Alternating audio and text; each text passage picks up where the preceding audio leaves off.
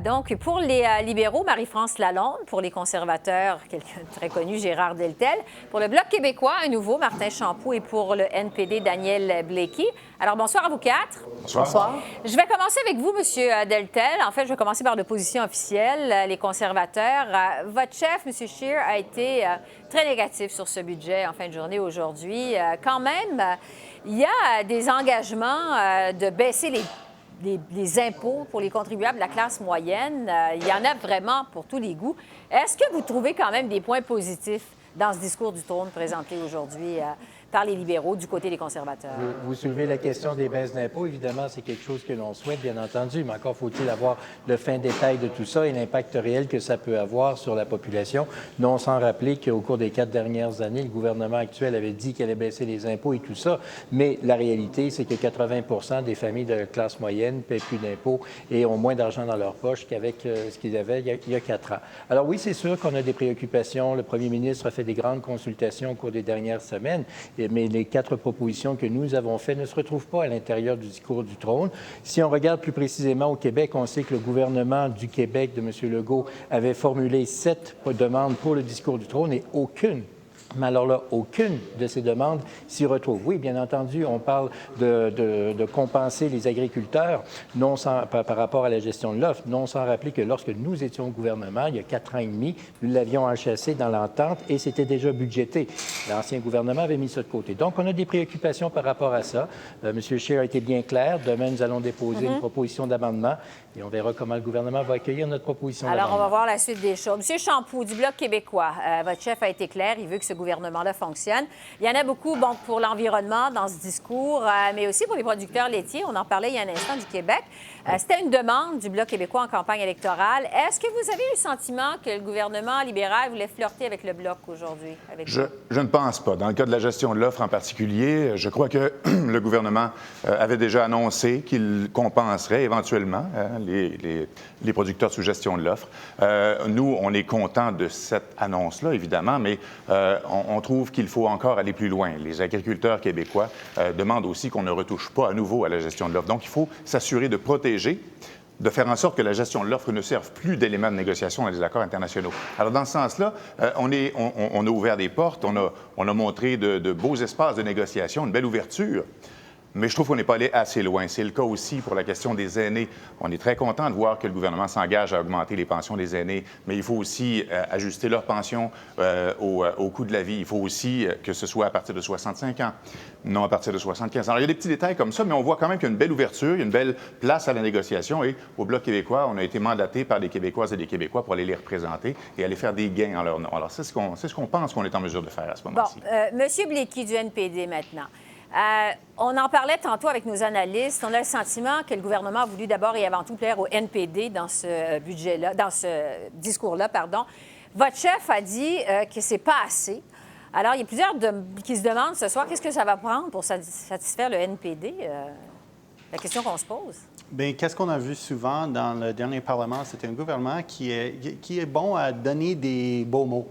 Mais quand ça venait à la question d'action et qu'est-ce qui ferait pour réaliser ces engagements, l'action n'était pas là. Alors, nous avons des concerns qu'avec des mots comme « on va continuer avec »,« on va continuer de faire qu'est-ce qu'on faisait pour adresser telle ou telle chose », on savait que qu'est-ce qu'ils faisaient auparavant n'était pas assez. Alors, de juste continuer avec leur mandat n'est pas assez non plus. Alors, et juste par exemple, sur la question du changement climatique, ils disaient, bien, nous avons une cible pour l'année 2050, mais on n'a pas des cibles intérimaires pour 2030. On n'a pas proposé des nouvelles mesures pour accountabilité, pour s'assurer que le gouvernement fait qu'est-ce qu'il dit il va faire. Alors, on veut plus d'assurance qu'il va y avoir des actions concrètes pour mettre en œuvre les promesses que nous retrouvons dans ce discours. Madame Lalonde des libéraux, je vous renvoie la balle. Qu'est-ce que vous pensez des réactions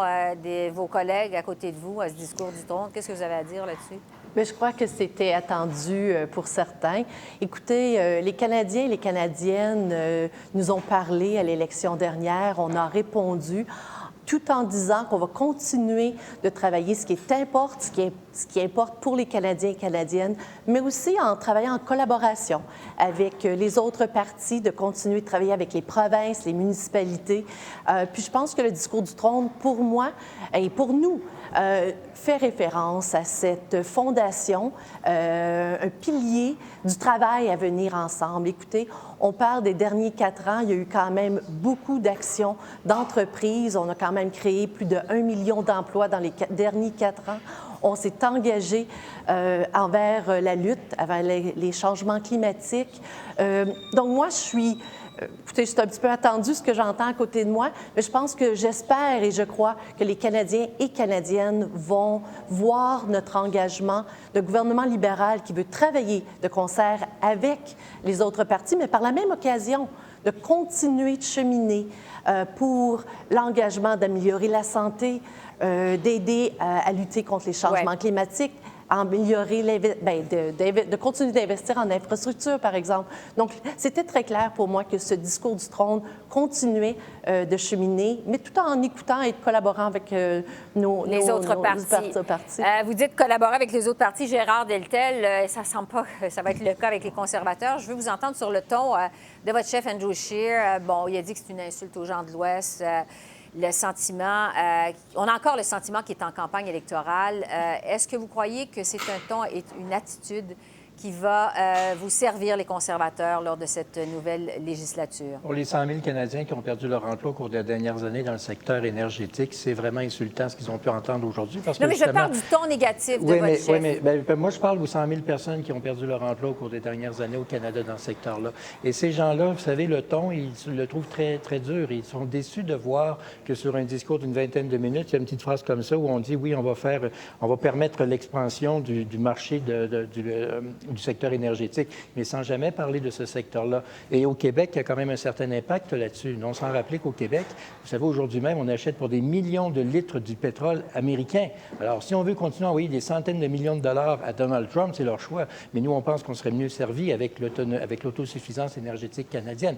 Non, sans oublier non plus qu'il y a 50 000 Québécois qui travaillent dans le secteur énergétique. Et de se gargariser en disant, bon, il n'y a rien sur le pétrole, donc on va voter pour nous, c'est une préoccupation pour tous ces Canadiens qui y travaillent. Donc, alors, écoutez, nous sommes quand même l'opposition officielle. Nous avions fait nos démarches. Et comme je l'ai dit, les 4 propositions que notre chef a formulées dès le lendemain de notre caucus au premier ministre, ces 4 propositions-là ne sont pas incluses. Et je le dis en passant, le premier ministre est maître absolu, mais nous allons faire des propositions là-dessus. Entre autres, nous avons proposé lors de la campagne électorale d'amorcer des discussions de libre-échange entre les provinces. C'est incroyable que le Canada, qui est le pays champion mondial en matière de libre-échange avec une cinquantaine d'autres pays, on ne soit pas capable de faire le libre-échange entre nos 10 provinces. Donc, alors, nous le proposons et si par bonheur ils peuvent l'inscrire, bien, ce serait une bonne chose. Alors, vous sentez encore d'attaque, vraiment beaucoup des conservateurs. Martin Champoux du Bloc québécois, on le sait, vous souhaitez que le ton aux communes soit positif. Votre chef, encore aujourd'hui, a été dans la modération. Qu'est-ce que vous pensez des propos de votre collègue Deltel, du ton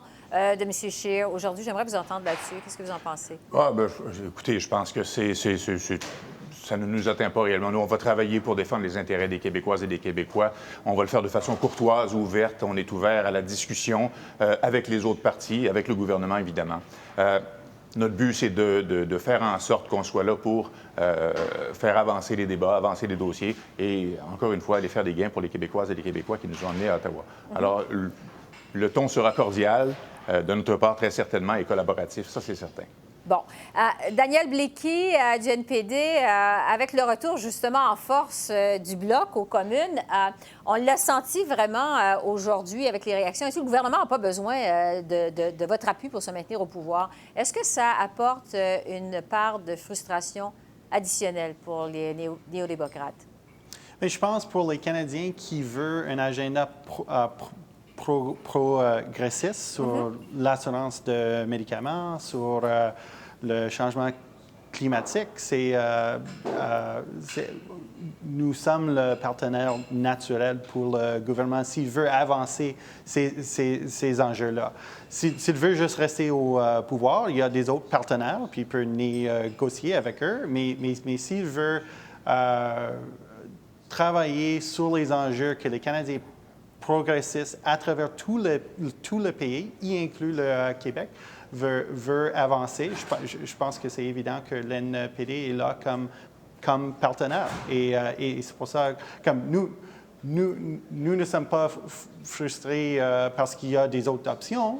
On a été frustrés aujourd'hui parce qu'on n'a pas vu assez en tant qu'action pour avancer un agenda progressiste. Bon. Madame Lalonde, des libéraux, vraiment, votre gouvernement a tendu la main aujourd'hui dans ce discours du trône aux néo-démocrates. Mais est-ce que vous avez le sentiment que votre meilleur allié aux communes, ça va être le Bloc québécois? Quel est le parti qui va être votre meilleur allié aux communes, vous pensez? Les Canadiens et les Canadiennes, et chacun de ces partis représente ici les 338 députés. Nous représentons tous une circonscription. Donc, pour nous, comme gouvernement libéral, ça va être de travailler en vue d'améliorer, de continuer d'améliorer les situations pour tous les Canadiens et Canadiennes, autant au sein de la santé, de la lutte contre les changements climatiques, les gens d'affaires, au niveau international. Donc, on veut travailler avec chacun de nos partenaires, comme j'ai mentionné, puis je pense que c'est un message qui était très clair aujourd'hui qu'on voulait partager avec les trois autres partis ici ce soir, mais aussi avec vous tous, Canadiens, Canadiennes, qu'on est là, qu'on est votre allié. Bon, en terminant, il nous reste moins d'1 minute, mais je veux vous entendre tout le monde à tour de rôle. Maintenant que cette nouvelle législature est lancée aujourd'hui, qu'est-ce que vous souhaitez pour ce nouveau Parlement? Alors, vraiment rapidement, on va commencer par vous, Gérard Deltel, à tour de rôle. Qu'est-ce que vous souhaitez pour ce nouveau Parlement, en quelques secondes? Alors que chacun puisse exprimer son point de vue. Et nous représentons tous nos citoyens. Et ça, c'est vrai pour nous, notre circonscription, c'est vrai aussi pour notre province, mais c'est vrai d'abord et avant tout pour l'ensemble du Canada. Et on doit avoir cette perspective-là qu'on est là pour travailler pour les Canadiens. Monsieur Champoux du Bloc québécois. Je vais aller dans le même sens. Je pense qu'on est là pour travailler pour nos électeurs, pour nos concitoyens, dans mon cas, les citoyens du comté de Drummond et l'ensemble des Québécoises et des Québécois. On va travailler très fort pour faire avancer les idées, pour faire progresser les intérêts des Québécoises et des Québécois, encore une fois. Monsieur Blaikie du NPD, qu'est-ce que vous souhaitez de cette nouvelle législature? Nous voulons un esprit de coopération et nous voulons des initiatives concrètes qui vont faire une différence dans la vie des Canadiens et Canadiennes partout à travers le pays. Madame Lalonde des libéraux, le mot de la fin.